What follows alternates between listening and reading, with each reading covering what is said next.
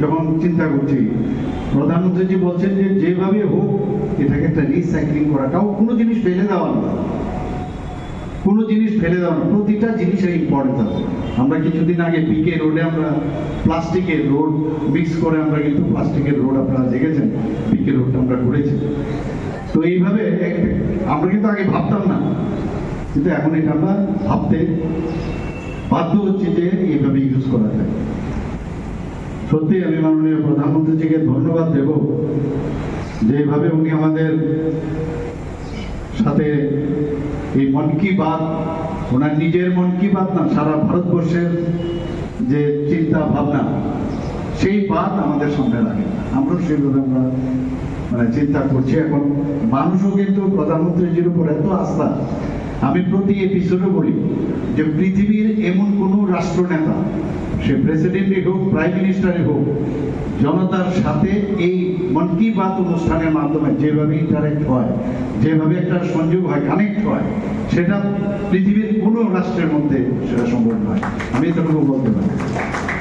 এবং আমরা যারা জনপ্রতিনিধি, ইলেকশন 5 বছরের জন্য হয় বা বহু জায়গায় হয়তো বা 4 বছর বা 6 বছর, তারপর কি হয়, আমরা কিন্তু আস্তে আস্তে কাজের চাপে মানুষের সাথে অনেকটা দূরত্ব চলে আসে, দেখা করা যায় না, ইত্যাদি হয়।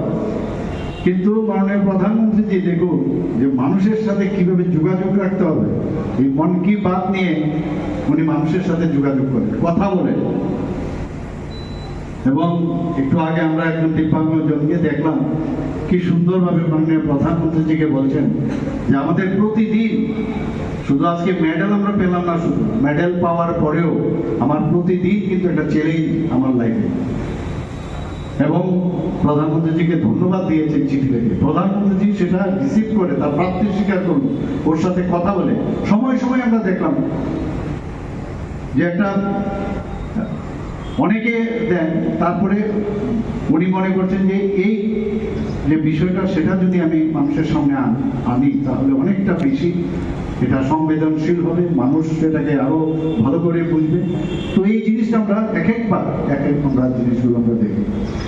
আমরা জানি যে প্রধানমন্ত্রীজির আহ্বানে